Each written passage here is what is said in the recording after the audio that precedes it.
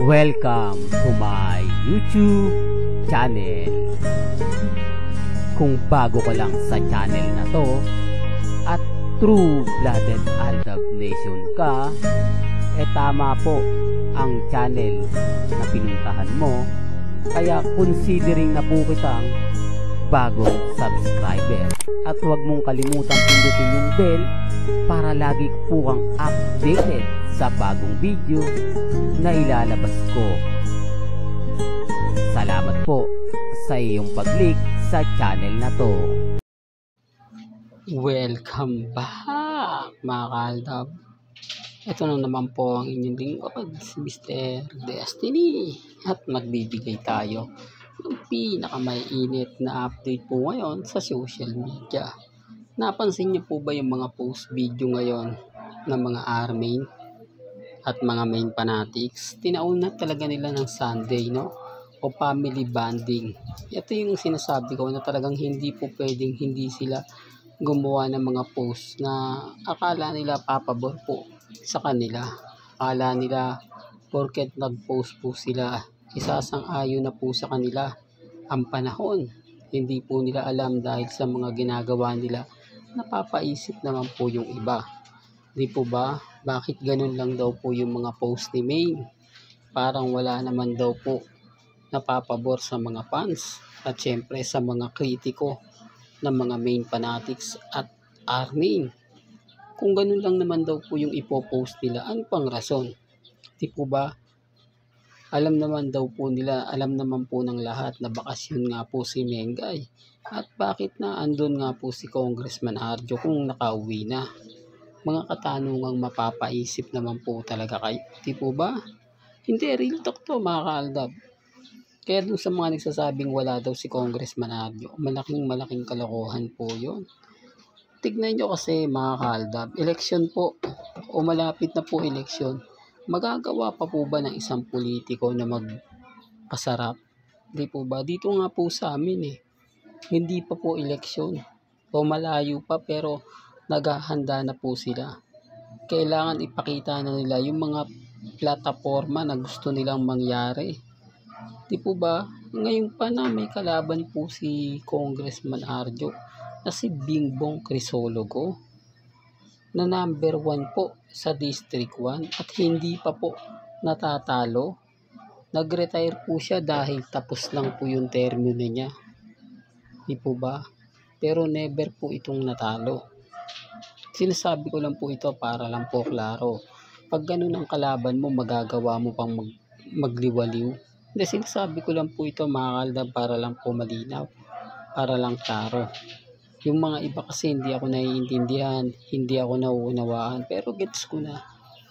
Hindi po ba? Ngayon post ni Alden Richards, isa lang. Sunday running lang. Kumbaga, parang pinakitain niya ito na ito lang yung gagawin niya sa March 16. Pinaramdam niya kung anong event ang meron nga po sa March 16. Sabay na sabay din po sa post ni Main Paul Carson. Ito yung pinapaliwanag ko na hindi po nila naiintindihan. Ito yung sinasabi ko na tactical din po nila Alden at ni Main na para may abangan kayo. Di po ba? O post ni Alden yan. O sinasabi ko lang po ito mga kaaldab para lang malinaw. Para lang po sa mga taong dumadaan at bumibisita po sa channel ni Mr. Destiny na lahat po ng mga sinasabi ko at pinapaliwanag 101% legit po yan. Galing po mismo yan sa social media. Wala pa rin pong update si Main kung kailan nga po siya babalik sa Itbulaga. Marami nagsasabi 1 buwan nga po daw talaga ang bakasyon na hiningi ni Main Paul Carson sa Digit Dabber Gods. Kung 1 buwan man po yan mga kaaldab, wala naman pong problema. Di po ba? Mas maganda nga po ito at pumapabor naman po talaga sa Aldab. Dahil kung wala naman pong post, wala naman pong ganap, wala naman pong update, okay na okay lang po sa fandom ng Aldab Nation. Kasi marami namang post, marami namang update sina Alden. At hindi naman din po nagpapahuli si Main Paul Carson. Di po ba? Kaya nga sabi ko sa inyo, pag nag-post si Alden, antayin nyo magpo-post agad-agad si Richards Paul Carson Jr. Hindi po ba? Marami po kasi mga bitter, maraming reaksyon, maraming komento. Talaga naman pong mapapaisip ka. Hindi po ba? Hindi mo na nga talaga alam kung ano nga po nangyayari, kung ano yung pinag-uusapan, kung ano yung trending ngayon. Inangkin na naman po ng GMA Sparkle Artist Center yung video ni na Alden Richards na kung saan nagpapakita. Di po ba? Yun na lang po kasi yung pwedeng gawin ngayon ng GMA. Yun na lang po yung pwede nilang ipagmalaki. Lalo na po ngayon sa nawala pong project si Alden Richards. Ang ibig ko sabihin, walang teleserye, walang movie. Di po ba? Pagiging host na lang. At eto pa po sa April pa po ipalalabas o ipapanood sa mga netizen. Napakahaba nga po, no? Marami nga po talaga nag-react na hindi sila sanay na ang GMA hindi pinapaboran ni Alden Richards. Real talk to, tama po yung narinig ninyo. Marami pong website ang nagre-react niyan kasi alam naman po natin at hindi naman dingit sa inyong kaalaman na si Alden Richards talaga naman pong laging ginagamit yan ng GMA Kapuso. Pero ngayon, wala Di po ba? Pati sa mga piyesta-piyesta, hindi mo siya makikita. Hindi mo siya mapapanood. At ang nakagol lang ang focus ni Alden Richards ngayon sa TV commercial at yung pelikula. Speaking of pelikula, sa mga nagtatanong po, wala pa rin po tayong update sa pelikula nila ni Heaven Parlejo. Kahit po si Heaven, tikom po yung bibig kung kailan nga po ba ipalalabas o kung kailan nga po ba i-anunsyo ang pelikula nila ni Alden Richards. Tapos ito naman po si Boss Vic Del Rosario wala pa rin pong paramdam kahit marami pong mga netizen ang nagtatanong kung kailan nga po ba ipalalabas ang pelikula ni na Alden Richards at ni Heaven. Siyempre sabik na rin po yung mga ilang netizen. Kahit po yung mga Alden fanatics nagugulat na rin po, nagtataka kung bakit ni-reschedule po ang pelikula ni na Alden Richards at ni Heaven Parlejo.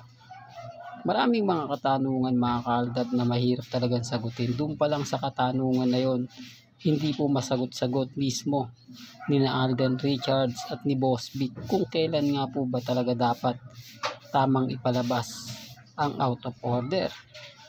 Diba? Pero ito mga kaaldab, sabi ko nga po sa inyo, may mga point na baka sa mahal na araw nga po ipalabas to. Pero gaya ng sinabi natin, depende pa rin po ito sa sitwasyon. Dahil sabi ko nga, ang laking epekto po kasi ng The Rapist Di po ba? Doon lang po talaga na pending.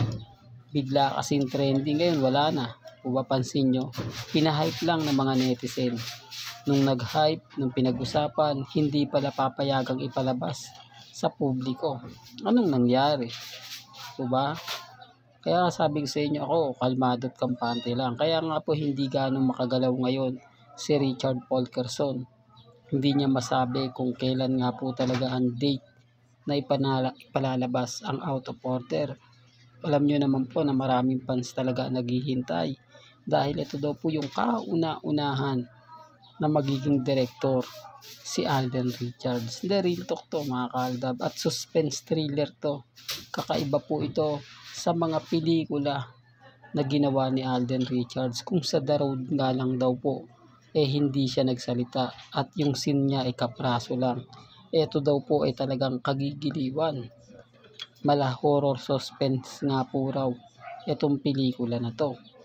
Siyempre yan ang aabangan natin mga kaaldab kung gaano nga po ba kaganda dahil ang balita nga po maraming ulit o maraming beses inulit dahil hindi nga po nagustuhan ni Alden Richards.